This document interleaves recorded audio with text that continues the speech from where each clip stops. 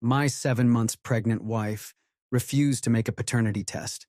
She kept her secret until the truth exploded in front of her whole family. What I uncovered was more than just a betrayal. It unraveled everything I thought I knew about loyalty, love, and blood.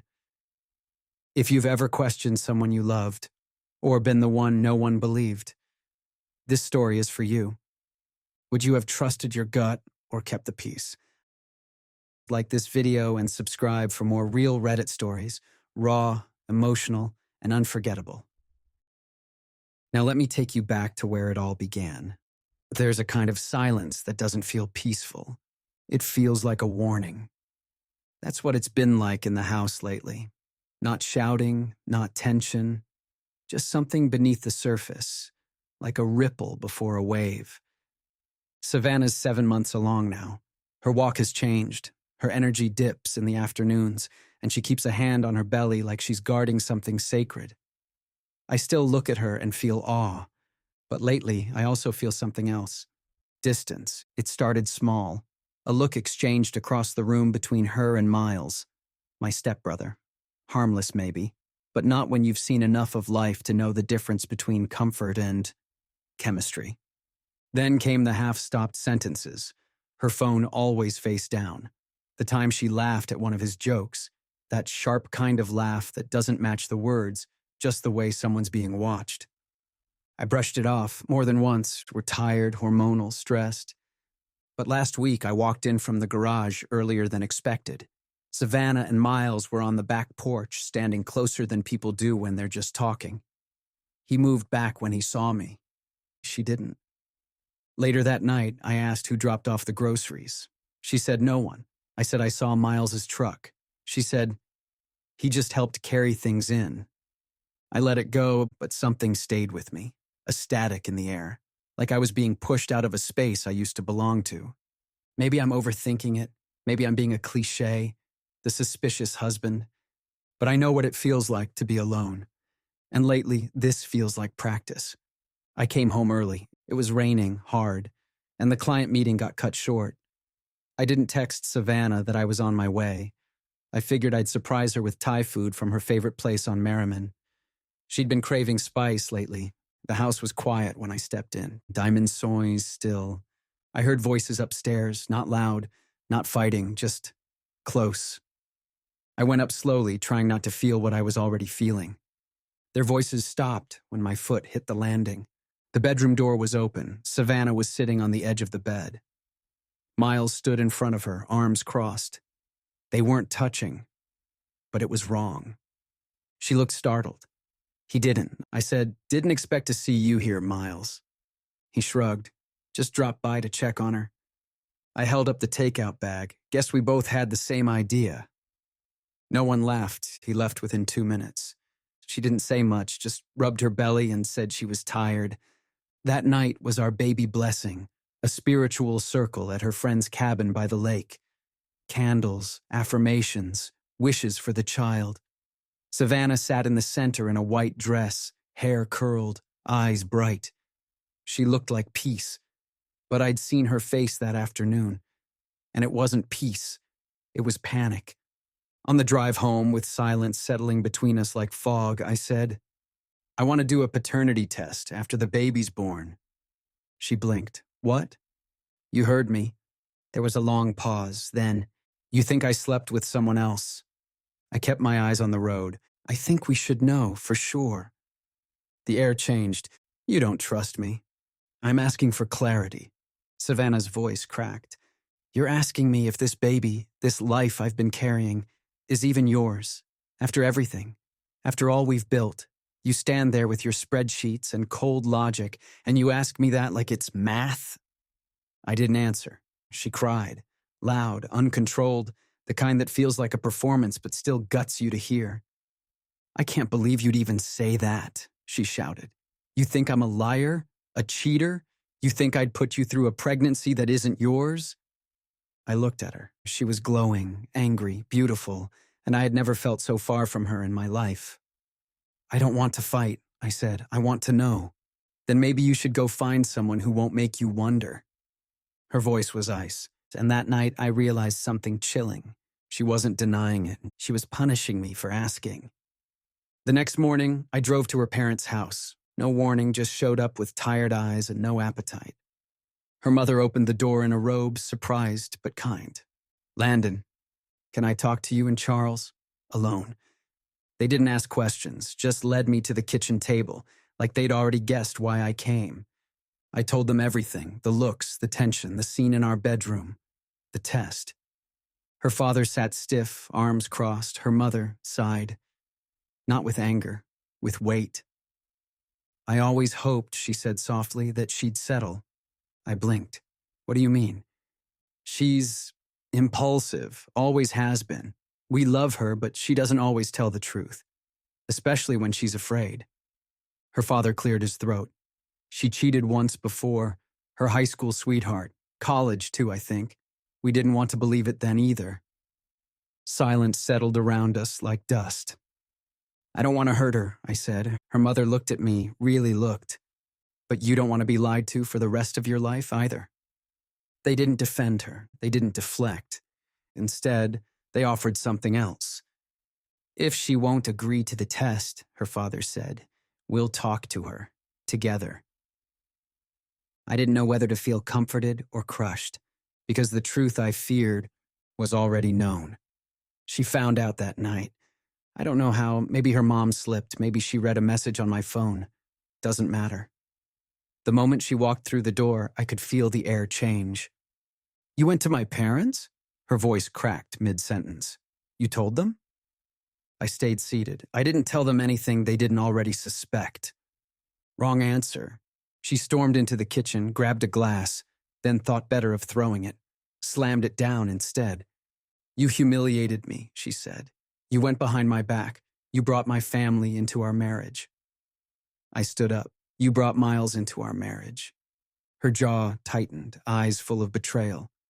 "You don't know what you're saying." "I know what I saw." She turned away, voice shaking.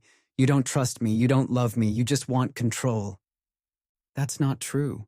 "Then why are you trying to destroy everything?" I didn't answer, because I didn't know what was left to destroy. Later that night, I packed a bag, just enough for a few days.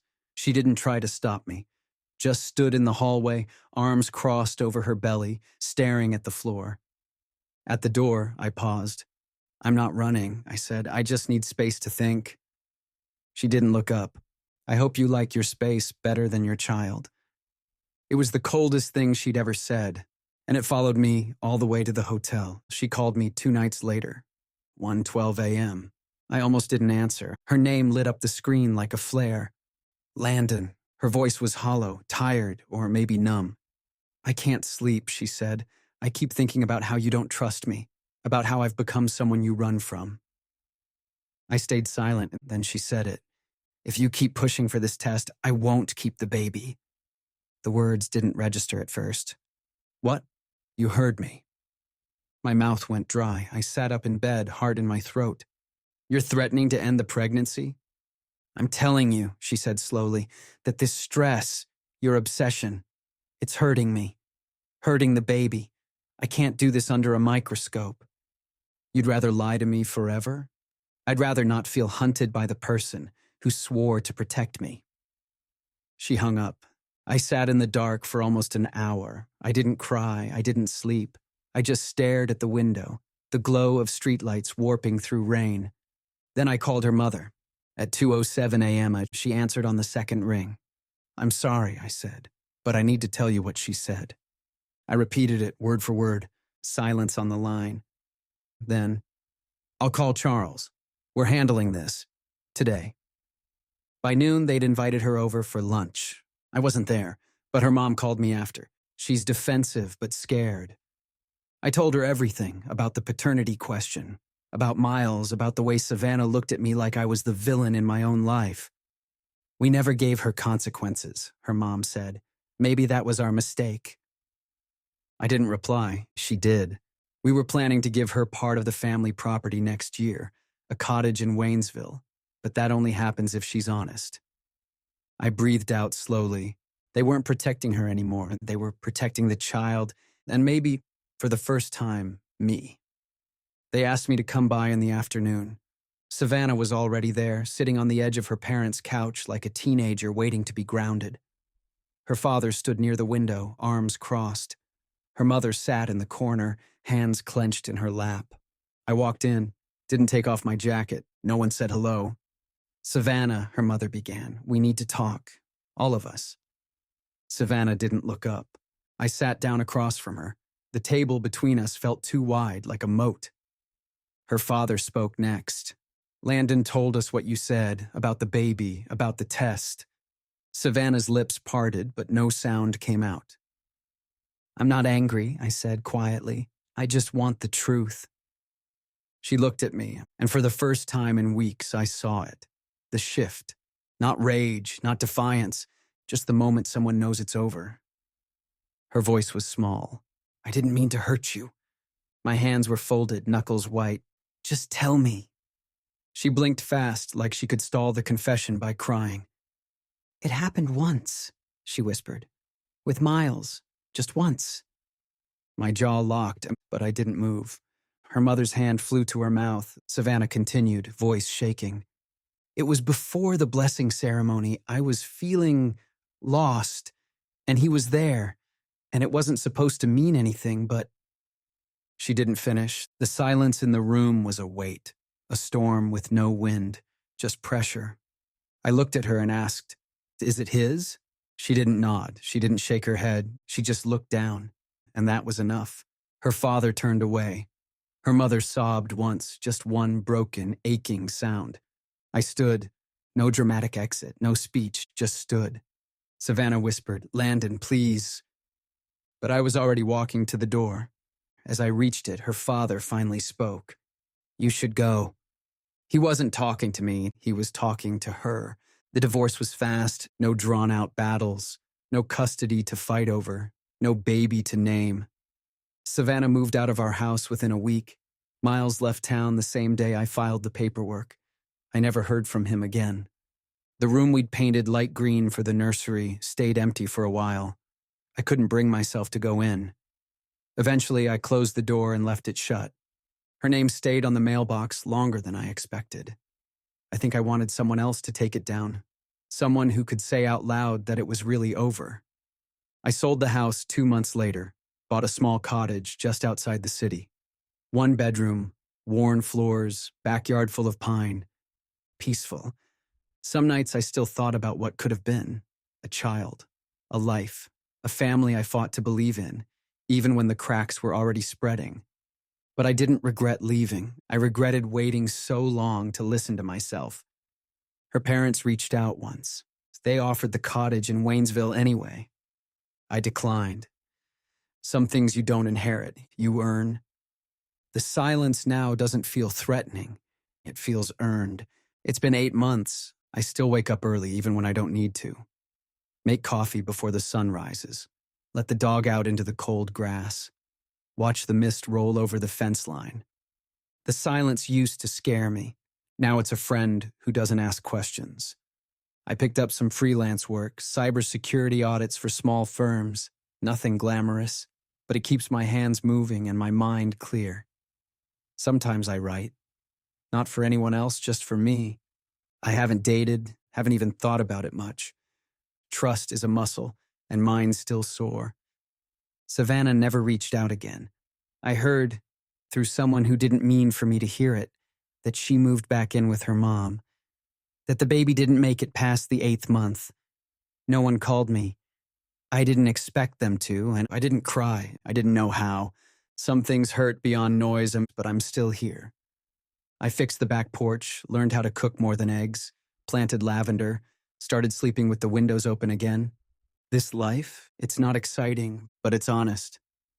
And maybe that's all I ever really wanted.